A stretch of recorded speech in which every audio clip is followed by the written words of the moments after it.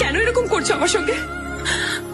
এক এক সময় মনে হয় তুমি খুব কাছে, আবার এক এক সময় মনে হয় তুমি খুব দূরে।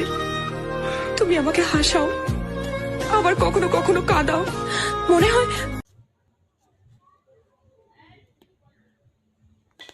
আজ থেকে শুরু করলাম জীবনের এক নতুন অধ্যায়।